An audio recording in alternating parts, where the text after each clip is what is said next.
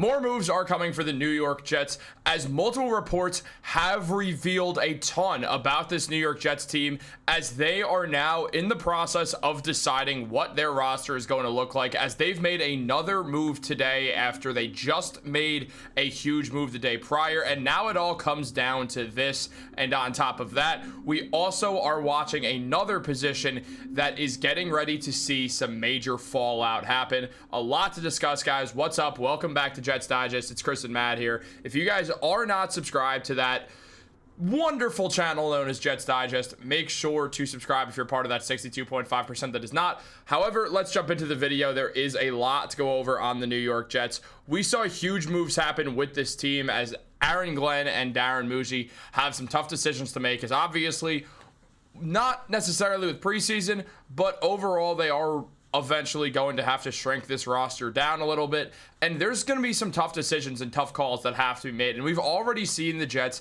get underway with that, as it was recently revealed to the public by the Jets that the Jets have signed kicker Harrison Mevis, as we know, but they also released Anders Carlson. Carlson, 6'5" and 219 pounds, kicked in 5 games for the Jets last season and made 80% of his field goals, 8 of 10, and 81% of his extra points, 9 of 11. An Auburn product who was a 6th round pick, number 207, from the Packers in 2023. He signed with the Jets practice squad on November 7th.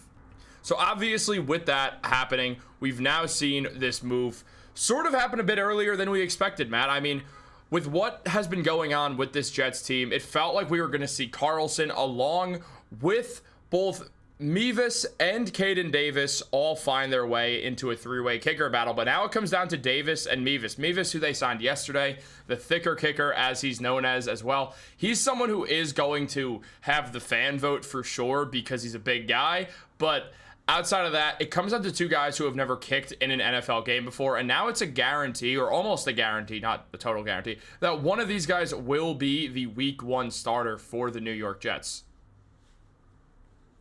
So we know Mevis and Caden Davis are both unknowns. We have no idea what they're going to be in the NFL, and this is what I vastly prefer over Anders Carlson, who was a guy who we knew what he was in the NFL, and that was not a long-term NFL kicker. So there really was not a reason to have him on the roster, because whoever the kicker is for this year, even after they win the job for Week 1, there's no guarantee that they're going to be the long-term kicker for the New York Jets. I'm positive that they're going to have another kicker battle in next year's offseason as well. So it didn't make any sense to have Anders Carlson still on the roster. We don't know who our starting kicker is going to be.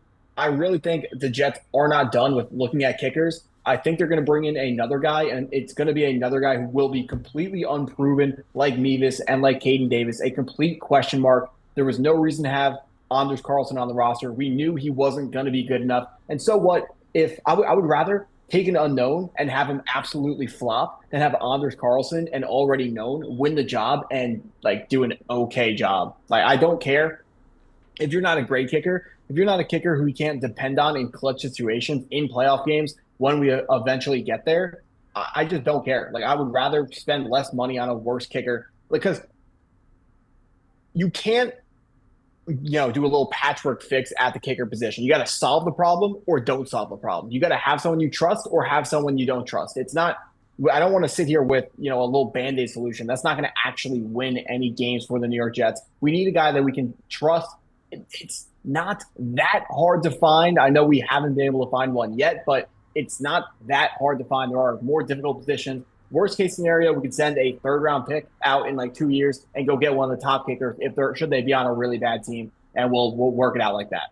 Yeah, I agree. I think it should be someone who's unproven, just because there's no one available who's proven to be a great option. Because if they were a great option, one, they would not be on the Jets right now, and on top, or they would not be in the free agent market right now, I should say. And on top of that, what we would also be looking at is a situation where effectively they would not even want to go to the Jets. Say there was some great kicker, I know it doesn't really happen ever. Say there was a great kicker available in free agency. Let's say there was a guy who was Pro Bowl kicker, and he for some reason hits free agency because the people running his team are just really, really stupid. And he actually goes across the country. Let's say he was playing somewhere in New Jersey and ended up kicking for the Seattle Seahawks the next year.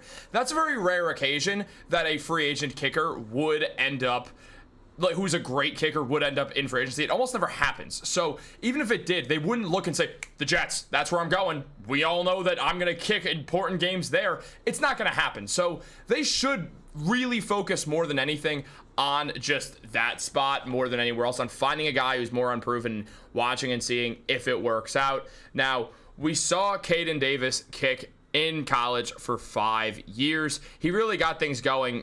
His first year at Texas A&M, he didn't kick a single time. Like, he was just on the roster.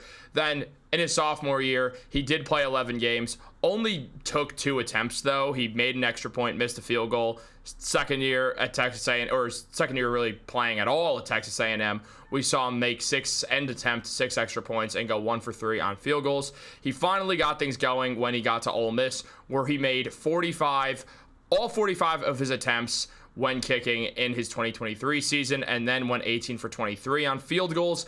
Outside of that, we saw him kick 57 for 59 on extra points and made 24 field goals out of his 29 attempts. That 24 was the most field goals made. However, it was not the most attempted, so there is that on his side as well. There's a world where, and he likely would have been drafted had Caden Davis had a ton of potential, but kickers are random, and we've talked about this a lot before.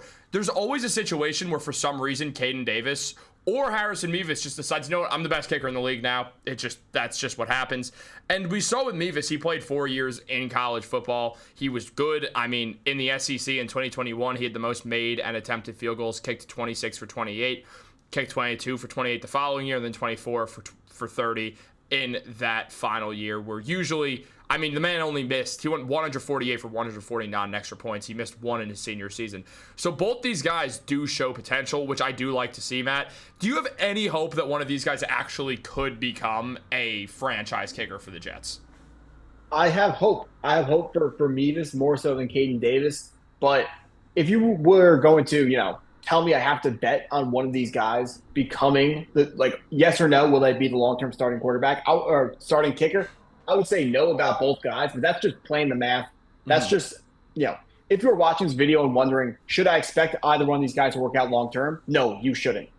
But that doesn't mean there's not hope for them. That just means there's less than a 50% chance of the guy being that long-term answer. It's still absolutely possible for either one of these guys to be that long-term kicker.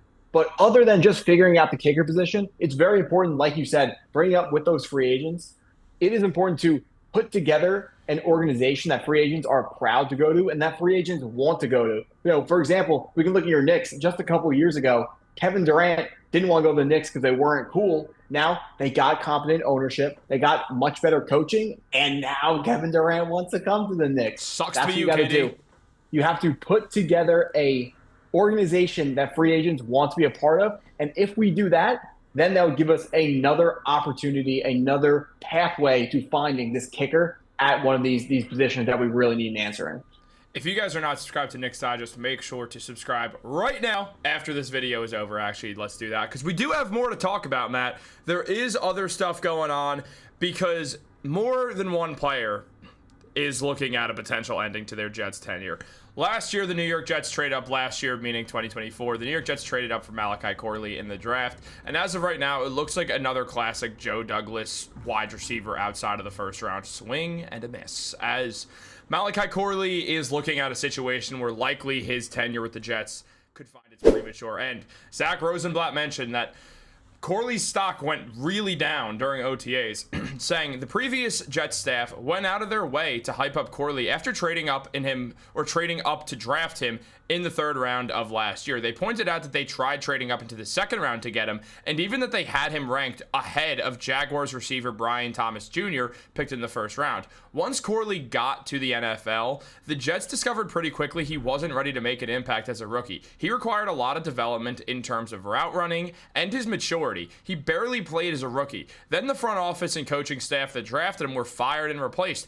other than wide receivers coach Sean Jefferson. And on top of that, Rosenblatt also mentioned the spring could not have gone much worse for Corley than it did. He suffered an injury early in OTAs and didn't practice with the team again, instead working off to the side with trainers most days. Glenn and Engstrand have made it clear that he has a long way to go before they'll be ready to use him in this season, and he's fallen behind other receivers he's competing with for playing time, specifically Tyler Johnson, Xavier Gibson, and rookie Arian Smith. And Matt, one other thing about this is Engstrand talked about Corley specifically and said, how do I get myself mentally caught back up because I wasn't able to get the physical reps this spring? Sort of a question that Corley should be asking. He said, and ultimately, that's going to be what it is because the other guys do. They have a handful of practices ahead of him, and those are physical reps. So he's going to have to find a way to catch himself up with that stuff.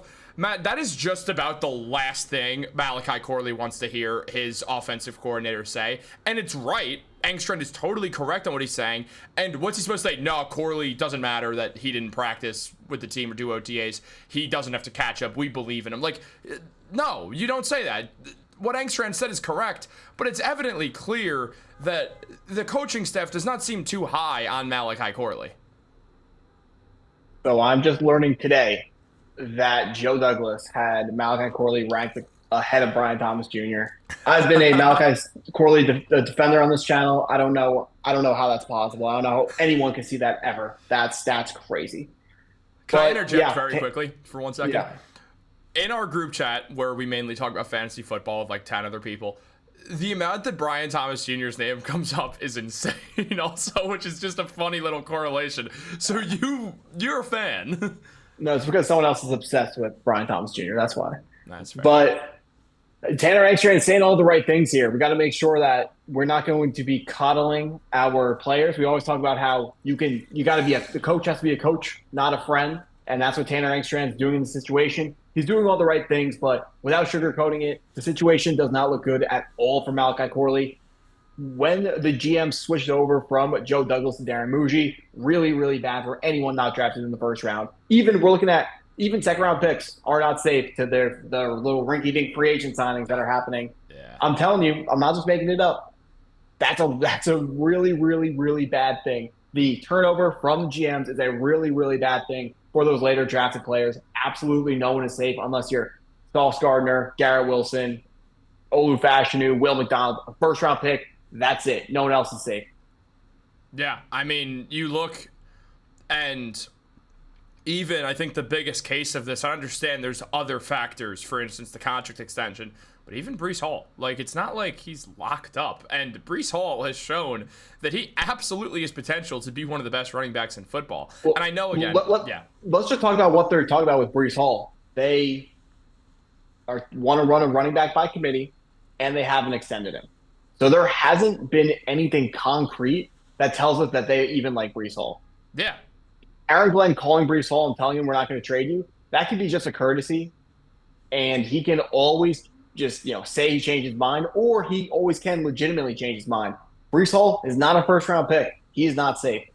He's not. And, I mean, we look at this, and Glenn has been clear that if you want to play here, there's a spot for you on the roster, unless – he didn't say this part, but unless you're not up to their standard. And if Malachi Corley's not up to their standard, they're not going to have the connection of, oh, well, I remember being on the phone with him when we drafted him. He's a good kid. I believe him. No, they don't have any of that. They just inherited him on the roster. They inherited this entire roster for the most part, outside of a few guys. It's not like they went out and made too many marquee free agency signings. Like, yeah, they brought in Brandon Stevens. Most notably, they brought in Justin Fields. But at the end of the day, most of the guys who they brought in are draft picks or a couple free agent signings here and there. Most notably, again, Fields, Andre Sisco, Brandon Stevens. So it's getting really interesting, Matt. I have a feeling that Malachi Corley is not going to be making this roster.